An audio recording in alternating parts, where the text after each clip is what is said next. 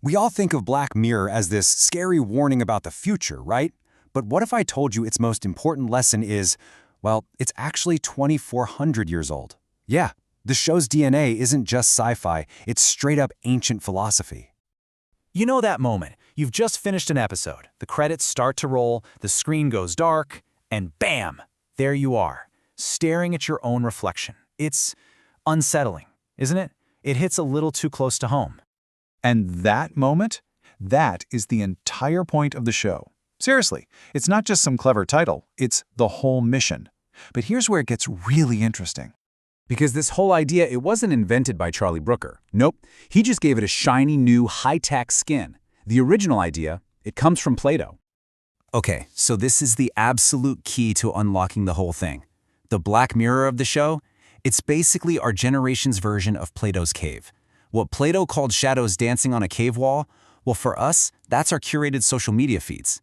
Both of them, centuries apart, push us to ask the same terrifying question. Is any of this stuff we're looking at real? All right, so if we really want to get Black Mirror, we've got to go back to the source code, which, again, is 2,400 years old. So let's do a super quick rundown of Plato's most famous idea. The story itself is actually pretty simple, but man, it is powerful. So picture this. A group of people chained up inside a cave their whole lives. All they can see are shadows projected on the wall in front of them, and to them, that's reality. That's the whole world. Then, one day, one of them breaks free. He gets outside and sees the real world, the sun, the trees, everything. But, and this is the kicker, when he goes back to tell the others what he saw, they don't believe him. In fact, they get angry. They'd rather just keep watching their shadows. Sound a little familiar? And this really gets to the core of what Plato was trying to say. He basically split our understanding into two camps. First, you have doxa. That's just opinion, belief. It's the comfy, easy world of the shadows on the wall. But then you have episteme. That's the real deal. True, hard-won knowledge. The world outside in the sunlight. And if you think about it, so many Black Mirror episodes are just a brutal tug of war between those two things. Which brings us to this idea. The problem isn't the shadow itself.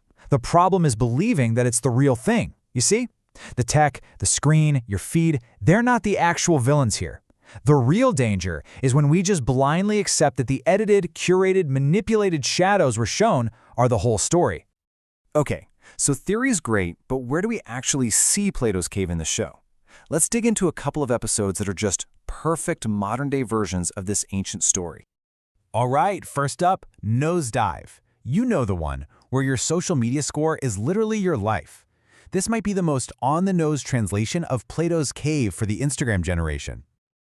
I mean, just look at how perfectly this maps out.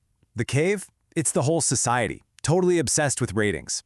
The chains holding everyone down, it's not metal, it's that desperate need for social approval, for likes, for 5-star reviews. The shadows on the wall are all those fake, perfectly curated online personalities. And the escape from the cave? Well, that happens in a jail cell, of all places. It's that one moment of pure, authentic, unfiltered emotion, just letting it all out. Okay, case study number 2, the entire history of you. This is the episode with the grain tech, where you can record and replay every single thing you've ever seen. A world of perfect memory, or so it seems. So on paper, the promise is amazing, right? Perfect, objective memory. You get access to the truth of what happened. But the reality? Oh, it's an absolute nightmare. The main character, Liam, he has all the information. He can replay every single shadow of his past. But what he doesn't have is the wisdom to make sense of it. He gets so lost in replaying every tiny detail that he ends up completely destroying his relationships and his life, all because he's chasing a truth that just tears everything apart. And this really hammers home the show's big warning, which is straight out of Plato's playbook. Just having more information, more data, doesn't automatically make you wiser. In fact, it can be dangerous. You can literally drown in a sea of facts and still be starving for real understanding. So, what does this all mean for you and me? Right now? Well, this is the part where the Black Mirror stops showing us fictional characters and starts showing us ourselves. This is where it gets personal. And it all comes down to this one question. It's the same one Plato wanted us to ask ourselves, and it's the one Black Mirror is screaming at us today. How do you know, for sure, that you're not in a cave right now?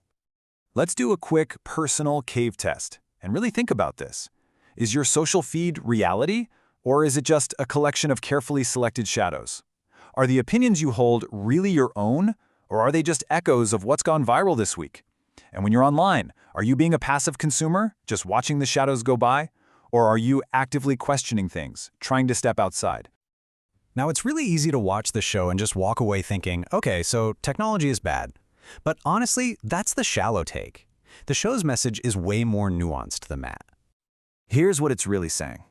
Staying inside the cave, it's comfortable. It's easy. Just mindlessly scrolling through the shadows. Stepping outside into the truth, that can be jarring, even painful at first, just like stepping into bright sunlight. But it's the only place you'll find actual freedom. And that brings us right back to where we started, that black screen. It's a mirror for a reason. It's designed to make you stop looking at the story, at the shadows, and for just 1 second to look at the person who's been watching them the whole time. So, in the end, the question isn't, what will technology do to us? That's the wrong question. The real question is, what will we do with technology? The tech itself, it's just a tool. The cave is just a cave.